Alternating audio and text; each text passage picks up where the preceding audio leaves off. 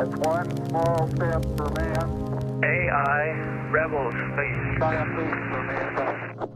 We've got Victor here with us, our AI Rebels family. Victor has a great background that I think is going to bring a lot of unique perspectives here. So Victor, you were just telling us about a unique business model. We'll get into more of your background later, but I want to hear this business model that you've been working on today. Sure. So I've been working on a business model, and I don't know what I'm going to call it. Okay, so here's what the business model is. So in this business model, I think I've created a business which I call, I'm going to call it like the sparkly dress business model. Here's what it is. I'm selling a sparkly dress, okay? And then there's someone who just has to have this sparkly dress. Like they have to have this sparkly dress. So they'll pay anything for this sparkly dress. And then they get the sparkly dress from me at a premium. Okay. And then every person they show that sparkly dress to makes money for me forever. Okay. So, and this is, and I'm going to restate that in like plain business terms. So I think I've created a model where a customer will pay me, and then once they pay me, they use my product. And part of them using my product is that they vehemently promote my product, like just a lot. And it's to their benefit to promote my product as hard as they can possibly promote it. And then when they do that, it makes me more money passively forever and continues to compound. Okay. Now this is how it actually works. Now, when I tell you how it works, it's going to sound crazy. But by the end, I guarantee you, it will make 100% sense. Okay? I'm in. Here's how it works. At the core of it is a online video arcade. Okay? So I have an online video arcade. At any time, you can go to this online video arcade and see who is the best player in the entire world, the best video game player in the entire world, according to that online video arcade. Okay? Okay. All right. That online video arcade is called High Score Game Arcade. Okay? Everyone who plays a game on High Score Game Arcade ends up on an email list. Okay? So the email list for High Score Game Arcade gets about 50 cents in monthly recurring revenue for every person that's on the email list. The reason that people go to High Score Game Arcade and stay on the email list is because it's free and we give out prizes. So you play for free and we give out prizes. The prizes are paid for by ads and or the prizes are paid for by ads and or sponsors. Okay, so like right now you could go on High Score Game Arcade. If you win the game that is on High Score Game Arcade, you win $5. Right? Okay. Why not try it? Yep. Okay, so then that's at the core of this business. So, but an enterprise level service that I provide is, say you are like a convention like South by Southwest, okay? And the enterprise service that I provide is I will make South by Southwest its own custom video game, okay? And then I make South by Southwest their own custom video game, and then they get a QR code with that video game where they can have their own private video game contest only with people who scan their own private QR code. Okay?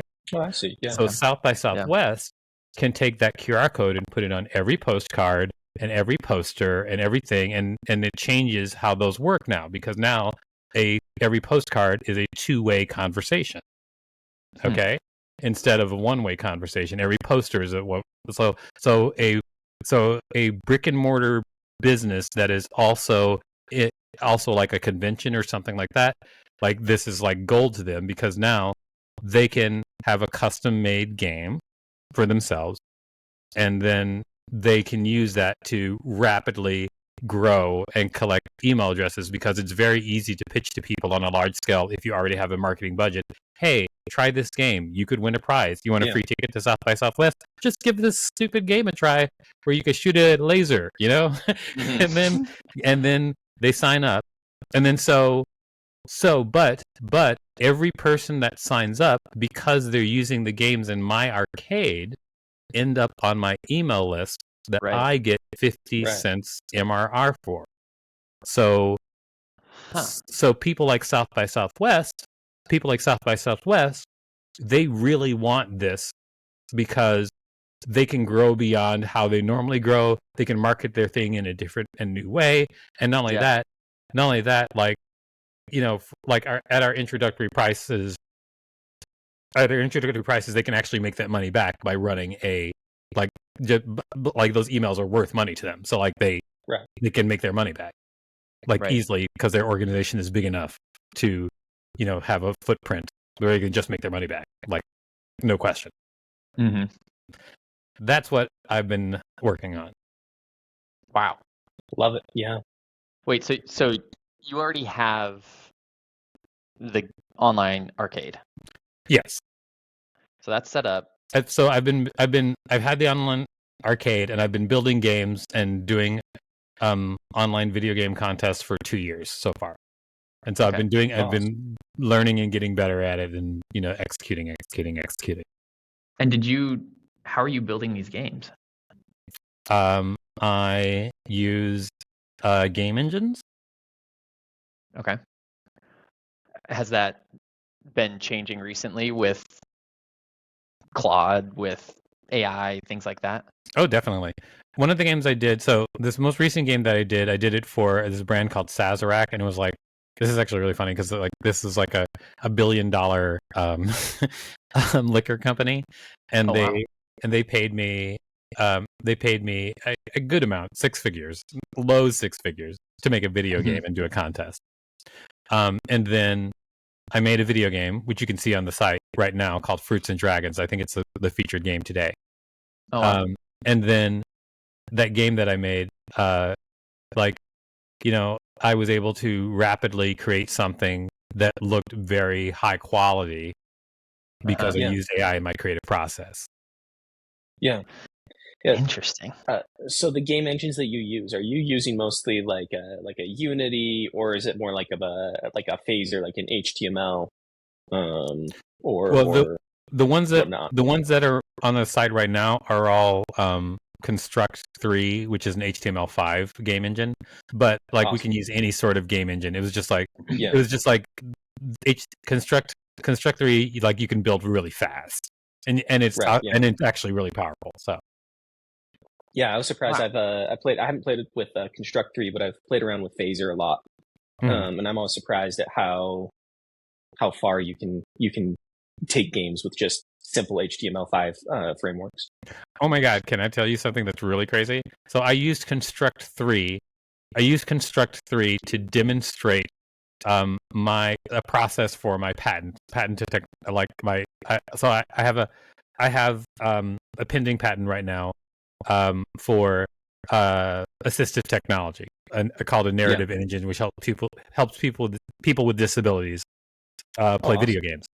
But I built the first version of it with Construct 3, and then a tech company bought it, called Infinite Reality. They now go by Napster, but previously they were Infinite Reality, and they bought it.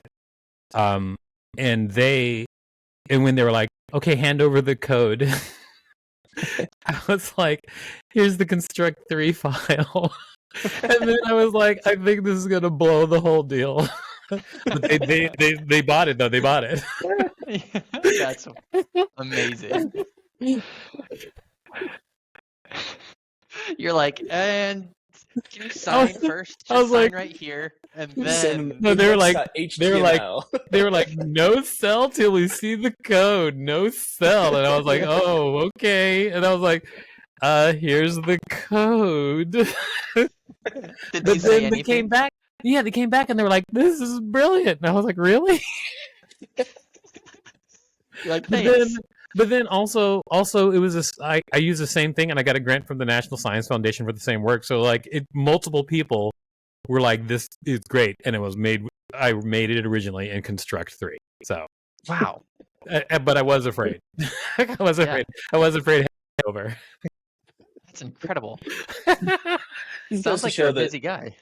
Yeah, I was gonna say that, and also like just programming is if you know how to program in one language, you can apply the same mental tools to anything. Yeah, that's the way even- I am. I'm not Even like an HTML game engine. I wouldn't say Yeah. I'm like a master of any particular language, but like every language, once I know the structure, I know what I'm trying to do, so I can always like Yeah. figure it. How has AI affected your ability to write in languages, beyond ones you're super familiar with? It's great for me because I'm very good at conceiving of an entire mechanism, and so I'm really good at telling AI this is being very specific about what my needs are and what I want. Like I Right. was like and I'm also very good at I'm very good at considering how AI will best respond to a prompt. Yeah. So I do a lot of high level prompting to AI. Awesome. Got it. Interesting. So have you always been coding? Has this been a recent? No, I was coding when I was a kid. When I was a young kid, I was working, like I was using BASIC. I was using like a little bit of COBOL. Like I was like C, That's amazing. Yeah. So you've been I had involved. an abacus. No.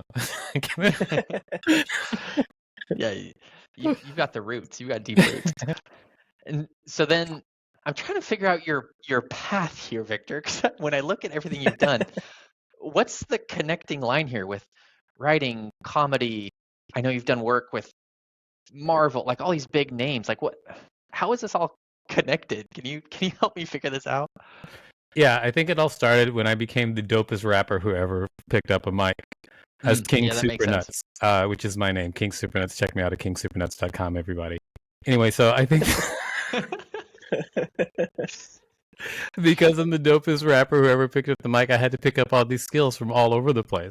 I had to become you can't be the dopest rapper in the world if you're not also a National Science Foundation grantee, right? Yeah, You can't of be the course. dopest rapper in the world if you don't also you're not also a New Yorker cartoonist. You can't be the dopest rapper in the world. I can't even think of other things that I've done. I want to list. I know I've done a lot of weird stuff, but yeah, I don't know. I think what it is just I'm just like an artist, and I like to do a lot of stuff, and and then the things that I do, I'm not satisfied until I'm like I'm good at this. Like I'm not satisfied until like this is proof I'm good at this, and so I just do that with everything. I've noticed there seems to be a really natural draw from artistry of various kinds, particularly musicians, in my experience, to machine learning and AI, and it's a really curious kind of pipeline. And so, from my perspective, I think a lot of it is that increasingly machine learning, AI, coding worlds are all starting to collide, and there's a lot of artistry in crafting a prompt or figuring out a set of features to train after, right? Yeah, I 100% agree with that. And yeah, it's just interesting how many people, have come over from art when online you see the very common sentiment among a lot of online artists is that like AI is threatening their jobs. To me, that just speaks to a lack of artistic capabilities on their part. I hate to say it, that sounds really cynical. I'm curious to hear your perspective. Do you have artist friends who are, not happy with the AI work that you've done? None who's told me that they're unhappy with the AI work that I've done.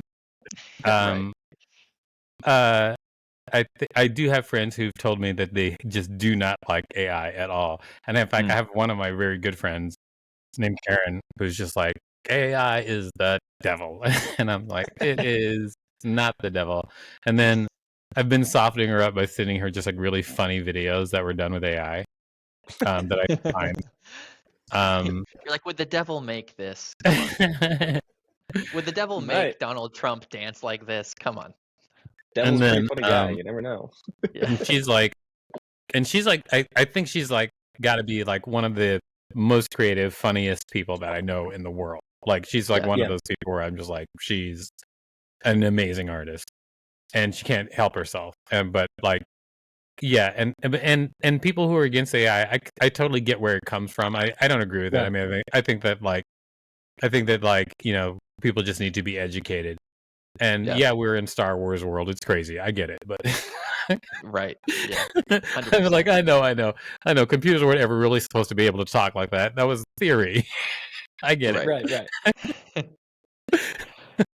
This was supposed to be fun science fiction and never happened in real life.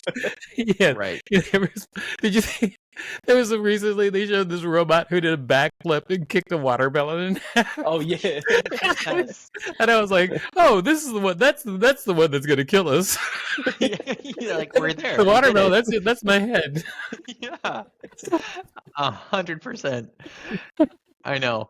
And you see it, yeah, it's wild. We're in crazy times right now. Uncharted territory. So funny.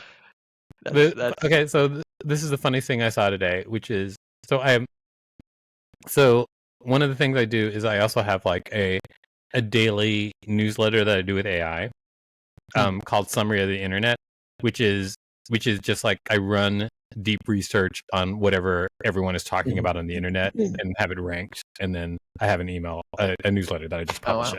Interesting. And this is actually one of my attempts to be like, I wanted to make a newsletter where everybody wants to get that newsletter. And so Yeah. just like, for me, like, I know that sometimes as a cartoonist, or when I was doing more political cartoons, I would always have to search and see what is everybody talking about. And then like and then when deep research was available, I was like, oh, I could just like have it do that research that I would have to do. And then I was like, oh, this makes such a good newsletter. Wow. Yeah. Wow. And how has That's it super done? interesting. Yeah. It's great. Like it's great. Like I don't advertise it enough because I'm working on that other project, that one I was just talking about. Like that's kind of my main focus right now. But it's a newsletter where people rarely, if ever, unsubscribe, and it's daily. And that's like, I was gonna say that's yeah, huge that's every unheard of. day. And so like Yeah, so I'm sorry. The point was, I learned this morning that President Trump had named himself as acting president of Venezuela because of the research. So I know before everybody else, and I started laughing. I was like, in like taken out of context, there's like no way, even in my wildest sci-fi dreams, I would think President Trump, the president of the United States, who is Donald Trump, would be like, I claim presidency of Venezuela. Like I would never guess that. And I know we've had steps where everybody could see it coming at this point, but like, wow. Like, even a year ago, I'd be like, no, seriously, come though. on. Yeah. Like we're not going there. Like, yeah, Trump's wild, but like we're not going there. And then the picture that it dug up for it was the current updated Wikipedia of Donald Trump that says acting president of Venezuela on his Wikipedia already. Oh my gosh. It's crazy. Yeah, that's about as wild as the robot kicking the watermelon in half right there. Yeah, it's crazy. On the note of AI, you're obviously someone with a very broad set of interests. It seems like AI is enabling people like you to do more than ever. Would you agree with that? Yes. Like it just 100%. seems like you keep describing more and more things. You're like, oh yeah, last month I was doing this. This month I'm doing this. And it sounds like AI is pretty key in speeding up those work processes. Yeah, I mean, I can even say like this morning, like this.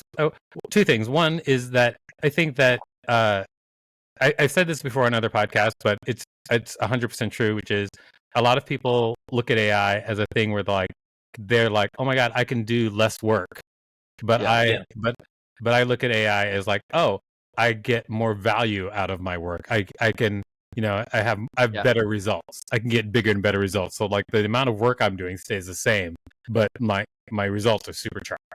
Yeah, Yeah. we were just talking about this yesterday, actually, with another guest. It's been a really common theme recently. Yeah, Mm. I made the comparison to like Archimedes' principle, right? Like the lever, where I feel like the lever now with AI has just gotten longer. So like if you still apply the same amount of effort that you have been, all of a sudden your impact has gone astronomically larger. It can. Yeah, Do you that's feel exactly what happens. And so, like when I was talking to you, when I was talking about this thing today, this business model, I was like, hey, I explained it to AI, like, and I was like, and here's the transcripts of the 2 meetings I just had with these 2 types of clients, and this is what I suspect is happening, and this is how I think this is like unique. And then it was like, it was like confirming, and it was like pulling quotes from the meetings and saying this is where this happened and that meant this, and et cetera, et cetera. Yeah. And then, because like one guy at a meeting was like, and I was talking about putting the QR codes, and he was like, oh, I put it on everything. I put it on my postcards. I put it on this. I put it on that. Like it was exactly what I wanted to hear, Yeah, that's amazing. And so it pulled that quote. And so I previously have been a person who does like that kind of research, and it takes weeks. Yeah. Like I worked for like a lot of documentary TV shows, and like I had to do like crazy research. And now I can do that type of research and come to those type of conclusions and ask those type of questions. I can ask the type of questions that I would ask a research team, and I know exactly how to ask that question correctly and what to give the AI, and then I get an answer in minutes, which is like, I don't know if the regular world understands how valuable research is, how you can seriously. how if you can ask the right question and you have like actual research, you can make things work in your favor so much. Yeah, it's a big deal. Knowledge truly is power. That's something I have believed since I was a kid, and as I've gotten older and become an adult, like pretty much every experience in my adult life has only further confirmed that. Yeah, I saw the knowledge is power cartoons too.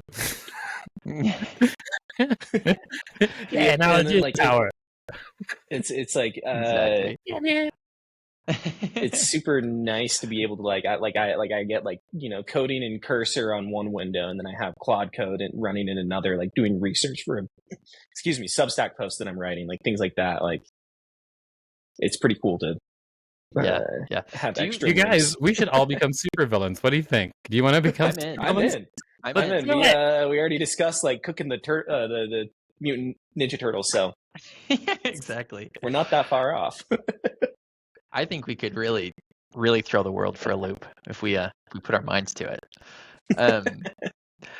Victor, do you feel like so obviously I'm very bullish on AI and the future of AI, and one of the pieces of pushback I get a lot when I bring it up with friends, family, whoever, is that they say things like, yes, like you're doing more, but the quality is going down.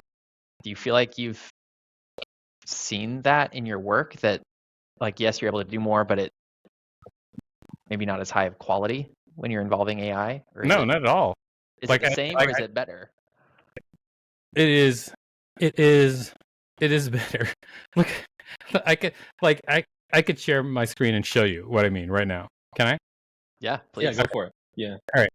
So this is a game I made without AI, and I made 2 games. I'm going to show you one with AI and without AI, almost about a year and a half apart.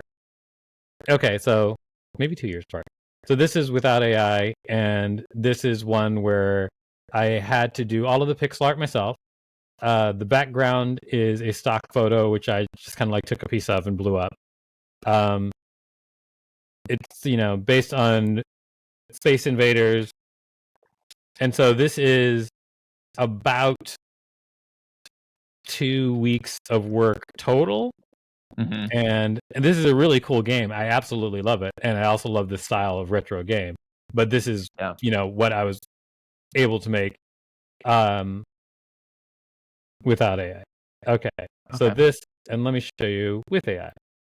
Okay. And this is not to say, because I still love the other game. The other game is one of my favorite games. Yeah. But there's a couple of things that I was able to do, which I could soup up the presentation. And this is me as a person. Like I've served clients like Universal Pictures, Facebook, blah blah blah. Like I know what it takes to look like a professional. Okay, like your media. So in this case, the dragon, obviously the image is AI with the dragon and the banana.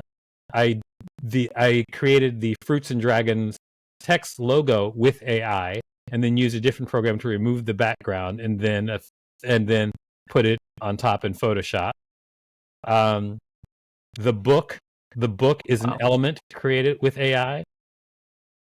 The book is an element created with AI. The parchment paper is a separate element created with AI. You don't hear the music, but there's a music soundtrack for each character. So like each different character that you can choose is created, like they have their own theme created with AI, because I wouldn't have time to like hire somebody to do a theme for every character. Right. When you're playing the game, the only thing that is created with AI is some of the textures. I actually bought pixel art sets for the bananas because that was much easier to do than to like use AI for it. Like AI is not always the best thing for the job, but there were a couple of things. There were a couple of things that weren't available.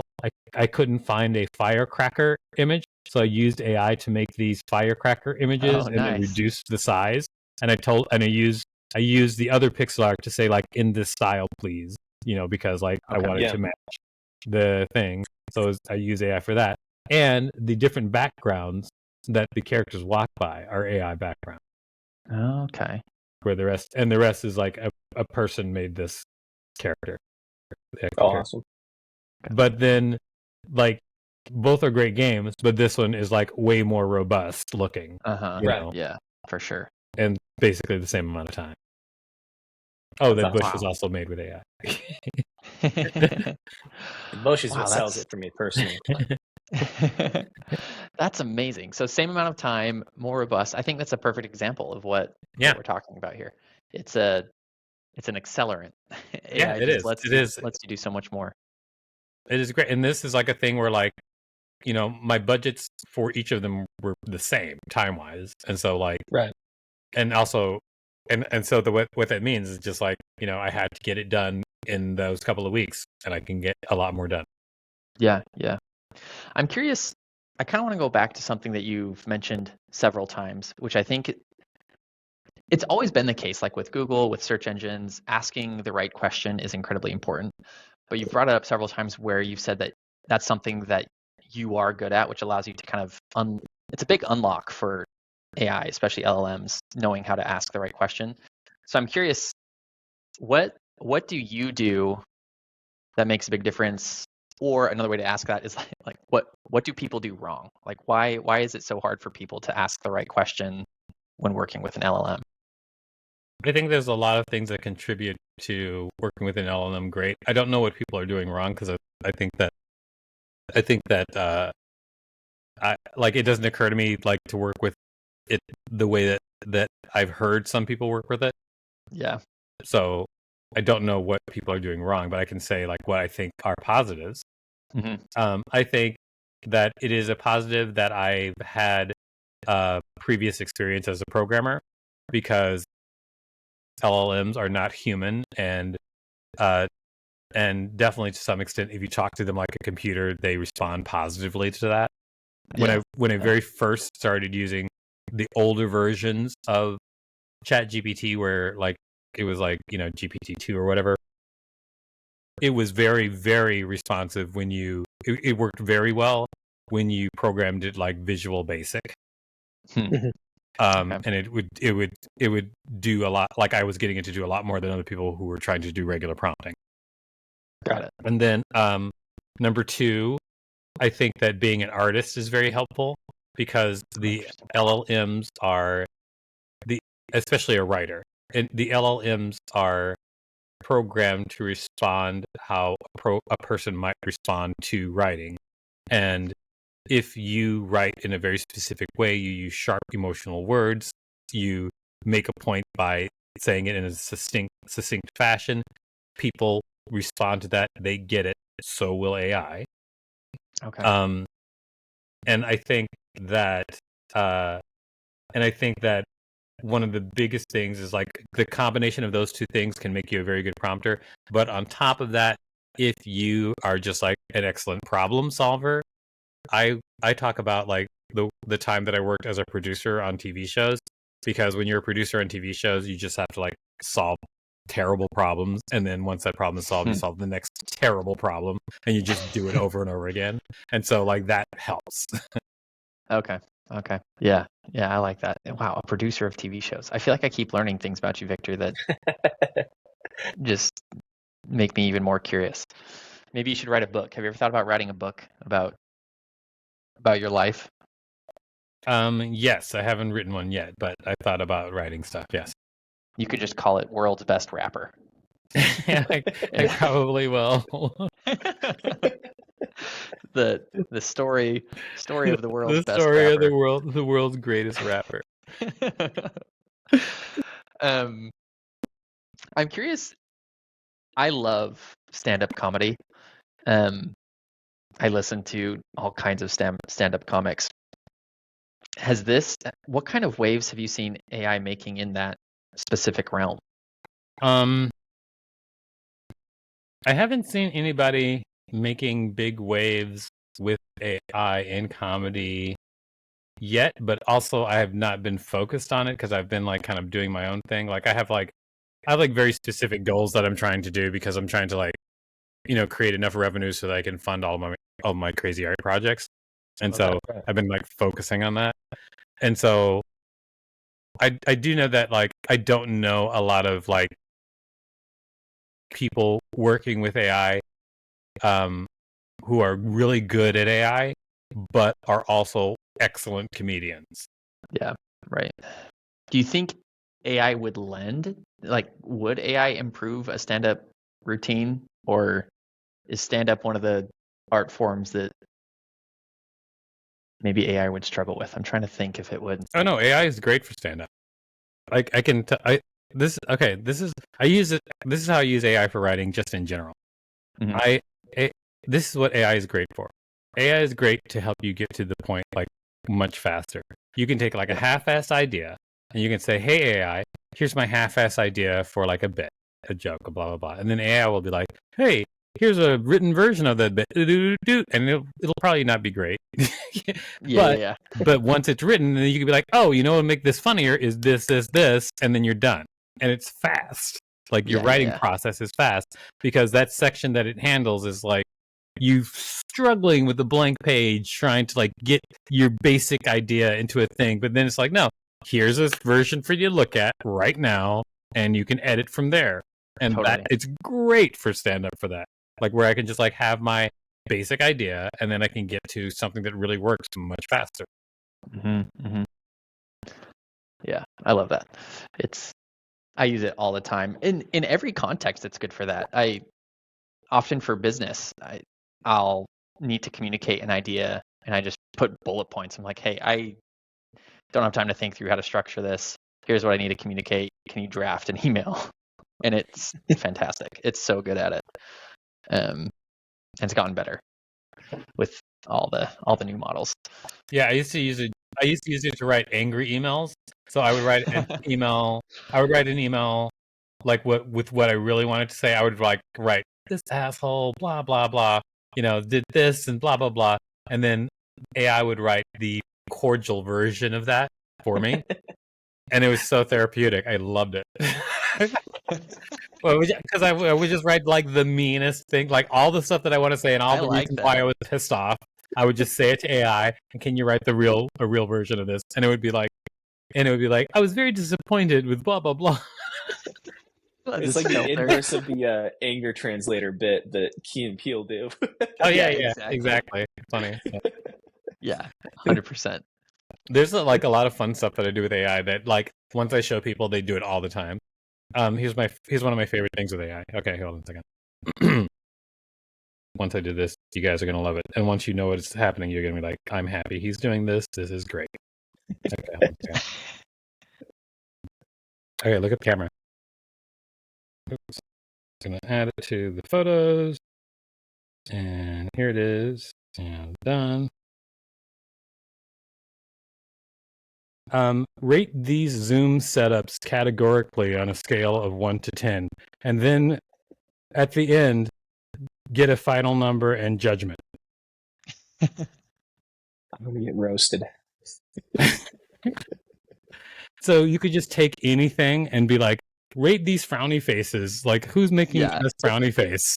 And then it'll just like write it all for you. I love that. And just have a very clear opinion. Yeah, it's great. And it's writing a very clear opinion. When it's done, I'll send it to you guys so you can We'll check get it out. we'll get the final call. Yeah, I'll see what it says. There's some inherent humor in like applying like what amounts to essentially a supercomputer to really benign things. Like, I absolutely agree. Hold on a second. Listen. Here we go. It's going to play. I'll rate each Zoom setup across the same clear categories, then give a final composite score and judgment. Categories 1 to 10 each. 1, lighting. 2, framing and camera angle. 3, background and environment.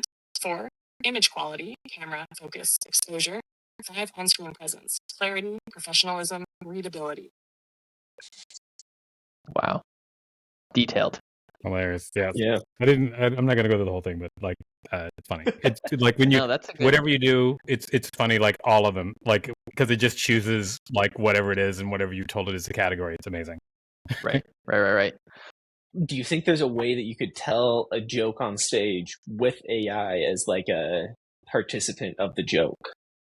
Yes, like I did. But what I just did, you and an AI bot. What I just did, I did on a podcast once where it was a podcast where I had it rate the outfits. There was a bunch of all the co-hosts were women, and then I had it rate their outfits against each other. And then it was funny because they were all like, really, they wanted to know what the answer was. Yeah. Like, I don't care what the machine thinks. Wait, tell me what it thinks. Yeah, exactly. Exactly. So overall, would you say in the arts, is AI currently a net positive or negative? I'm not saying like in the future, right now as it stands, do you think it's having an overall net positive or negative impact? Obviously in your life it's positive, but holistically in the arts. I'd say now it's net positive. I would say earlier it was more negative, but not negative because of AI, but because of people's perception of AI. But now even people who absolutely hate AI are at least starting to use it a little bit, like they're learning. So like I think it's just a tool. Like it's a very useful tool, and more people are learning how to use this very useful tool. So I think net positives now. Yeah, I think I agree with that. It has been fascinating to see. It's very slow and you kind of miss it, but it's slowly shifting where I think people are like, oh wait, that's kind of cool. I kind of like that. Yeah. Oh wait, that's very therapeutic for me to yell at the AI and have it write an email for my colleague. Like I kind of like it. Was the best. I'm gonna use it like today to do that. Yeah, because it's something in mind right now already that I'm ticked about. Yeah, and you just write everything that bothers you, and then the best part is just writes a very professional email that addresses all of your issues, and you didn't have to sit and pull your hair out trying to figure it out, like how to say it the right way. Exactly. I really enjoy using video generation to bring like Twitter jokes to life. I have a whole host of Twitter jokes from my old account that really work better as visual bits, but like I wasn't going to go hire a crew. So now I get to sit there and I go through my old tweets and I put them into Sora, and then 30 seconds later I'm dying laughing at, my joke from 5 years ago. It's not funny to anybody else, but I love it. Oh, that's cool though. I think that's awesome. I love I made this tiny music video because so somebody made a platform where they link together like everything from beginning to end, so you can just have an idea, and then by the time you're done, you'll have like a short film made with AI. Right. And their goal is like consistent characters, et cetera, et cetera. And I was like, oh, that's cool, because that would be very useful to me as like a creative person. Mhm. And then so like I sat down with it and I just kind of like used the bare bones version of it to make a tiny music video, like 40 seconds. And then I used an old synopsis that I had for a story that I thought of like long ago, and I used that to give it to like, okay, take this old synopsis and turn this into a short film.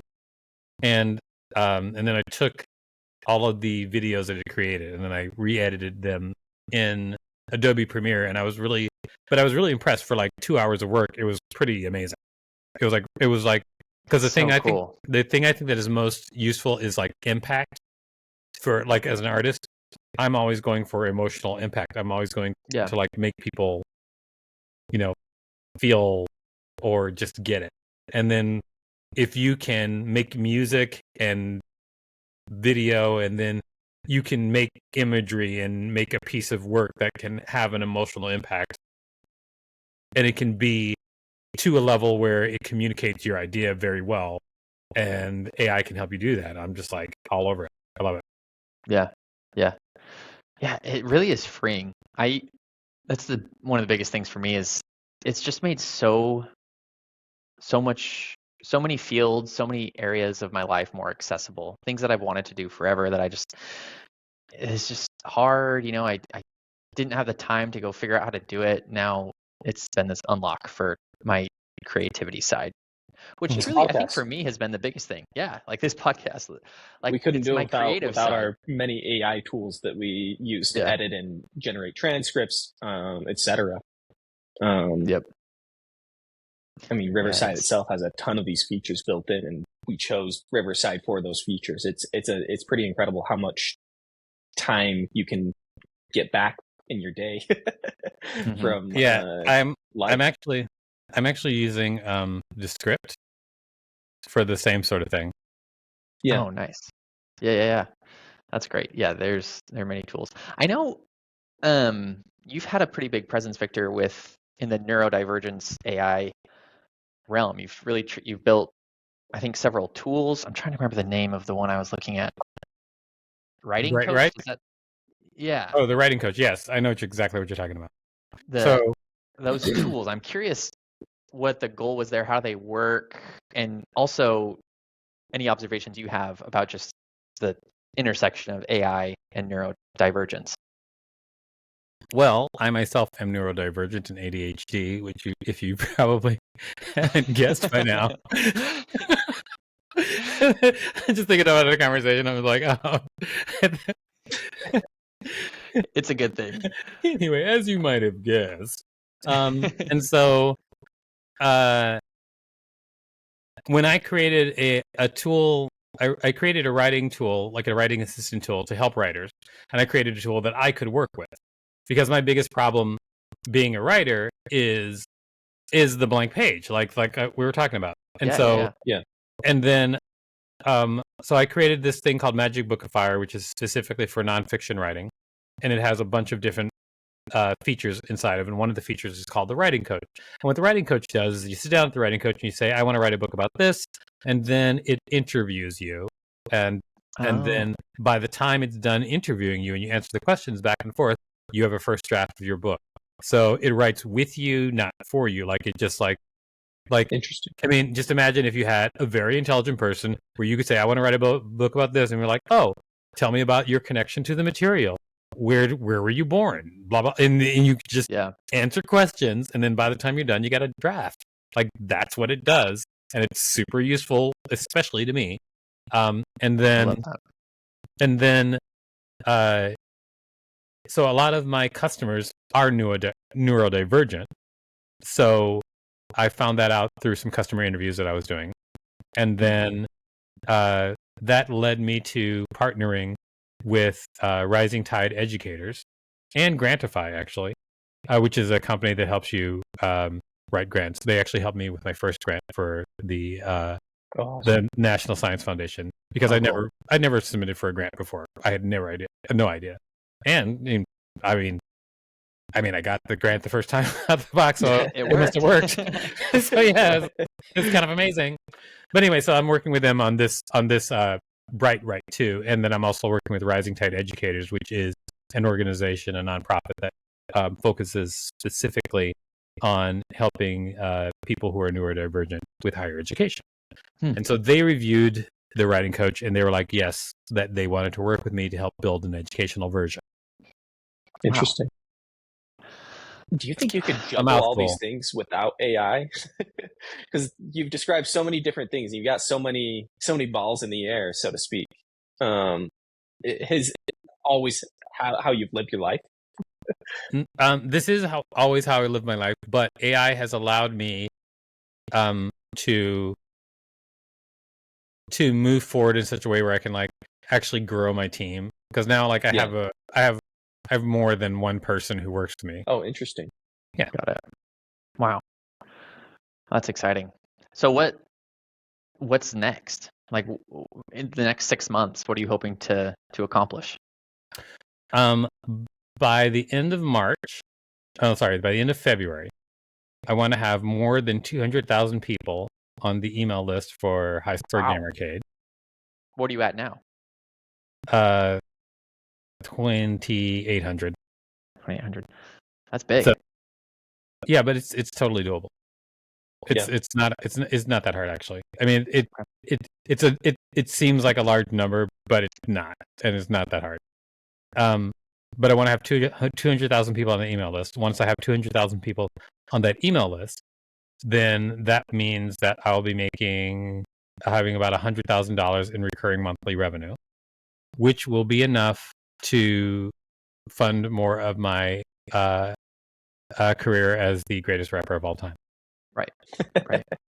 Excellent. I come am back. very intrigued. Yeah. There's I one look forward to common your next theme: album. rapping. You know? This better be a crazy album. Yeah. King Supernuts is going to be, I would say, probably the best rap album that has ever been released. I mean, It's gonna touch everything. Illmatic, King Supernuts. Ill what? and heartbreaks. Ill what? Please, guys, come on. That's amazing. Nobody raps better than King Supernuts. No, I believe it. I'm a #1 fan now, I think. Everything that I've released up until now has been a tech demo. But my EP comes out, you guys just wait. Yes. I'll VIP. I'll be in the mosh pit. I'll be going nuts. Oh man. Well, okay, so if people want to follow you, Victor, if they want to follow everything you're working on, all the many things, what's the best way for them to do that? If you want to follow me, just go to supremerobot.com. That is kind of like the thing where you can see everything that I do. There's even a chat bot on the bottom where you can ask it about stuff that I do. Love and, it. and it's programmed to be a little saucy. That sounds like a good afternoon activity for me today. Blow off work. Yeah, exactly. Have a nice saucy conversation. Okay, well we'll drop a link. Any socials that people should be aware of? I go to High Score Gamercade, play a game. Okay, have a good time. awesome. We'll get it out. Good luck. Unless you amazing. suck. Unless you no, nothing for you. But no luck. But subscribe, get on the newsletter. Yeah, totally. Yeah, awesome. Okay, well, thank you, Victor, for coming on. We look forward to talking to you again, hopefully in a few months, and you've accomplished all your goals. Thank you for having me. I really appreciate it. Been great. Thank you.